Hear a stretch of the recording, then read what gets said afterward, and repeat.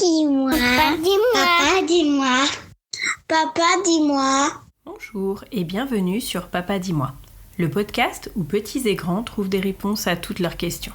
Nous, c'est Aurélie et Franck, parents de 2 merveilleuses filles et créateurs du site papadis-moi.fr. À chaque épisode, toutes les 2 semaines, une nouvelle question, une nouvelle aventure. Alors, installez-vous bien, on embarque ensemble pour explorer la question du jour. Salut Aurélie, aujourd'hui un nouvel épisode sur un sujet de science et plus particulièrement de physique, avec un phénomène dont on peut dire qu'il suit tout le monde à la trace. C'est le cas de le dire. Notre question du jour est « Papa, dis-moi, qu'est-ce que c'est l'ombre et comment elle se fabrique ?» C'est une vraie question à laquelle on ne pense pas, tellement on est habitué.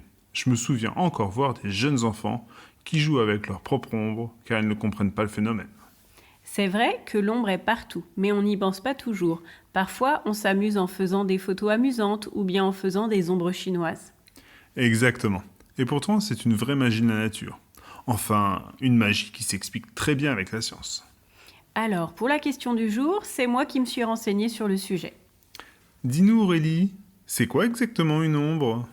Tout simplement, c'est une zone sombre qui se forme quand la lumière est bloquée par un objet. Donc, quand tu es en plein soleil et que tu vois une forme sombre à tes pieds, c'est parce que ton corps empêche la lumière du soleil d'atteindre le sol. La lumière va tout droit, elle ne peut pas contourner les obstacles. ah, donc sans lumière, pas d'ombre. Exactement. Si tu es dans une pièce totalement noire, il n'y a pas d'ombre parce qu'il n'y a pas de lumière pour en créer une. Mais pourquoi les ombres changent de taille ? Parfois, nos ombres sont grandes et d'autres fois, elles sont toutes petites. Eh bien, tout dépend d'où provient la lumière. Ah, un peu comme le matin et le soir, nos ombres sont super longues. Exactement, parce que le soleil est bas dans le ciel. Il éclaire donc en biais, donc l'ombre s'étire. Et à midi, quand le soleil est au-dessus de nos têtes, nos ombres sont toutes petites. Tout à fait, c'est parce que la lumière arrive presque à la verticale. C'est un peu comme une lampe de poche qu'on déplace. Plus elle est inclinée, plus l'ombre s'allonge. Comme tu le sais, la Terre tourne sur elle-même selon un axe particulier. C'est ce qui explique que le Soleil décrive un parcours dans le ciel tout au long de la journée. Ainsi que le jour et la nuit, mais également la Terre tourne autour du Soleil. Ce qui explique que les différentes saisons, le printemps, l'été, l'automne, l'hiver. C'est d'ailleurs grâce à ce phénomène qu'on arrive à lire l'heure avec un cadran solaire, par exemple. Je vais vous mettre le lien dans la vidéo d'un C'est pas sorcier dans la description de cet épisode, si vous voulez en savoir plus. Merci. Si je me souviens bien de mes cours de physique, il y a des notions d'ombre propre et d'ombre portée. Tu as trouvé ça lors de tes recherches sur notre question du jour ?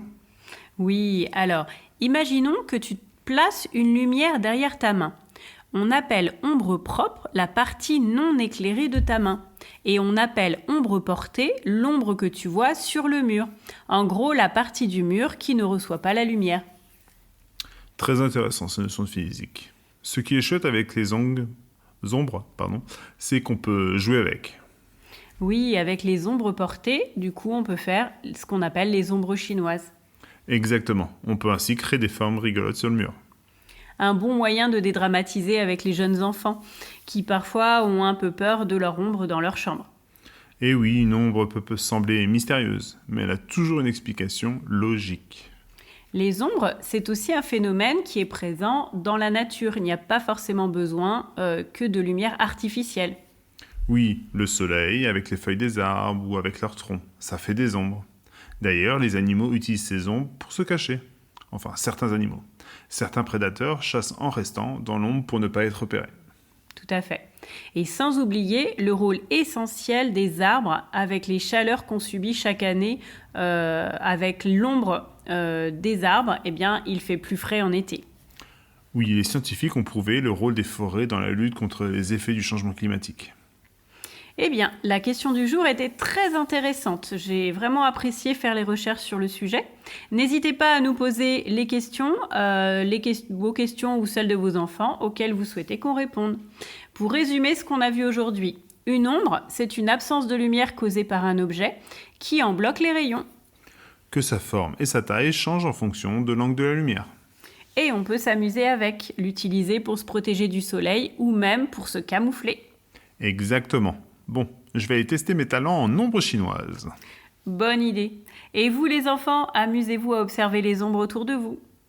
À bientôt pour un prochain épisode de Papa dis-moi. Et voilà, cet épisode de Papa dis-moi touche à sa fin. Merci beaucoup de nous avoir écoutés.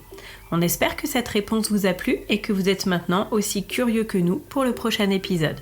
Si vous avez aimé, n'hésitez pas à nous soutenir en laissant une note et un commentaire sur votre plateforme d'écoute préférée. Ça nous aide vraiment à faire connaître Papa dis-moi et à toucher d'autres petits curieux comme vous. Et bien sûr, pensez à vous abonner pour ne rater aucun épisode. On revient toutes les 2 semaines avec une nouvelle question qui nous fera découvrir le monde ensemble.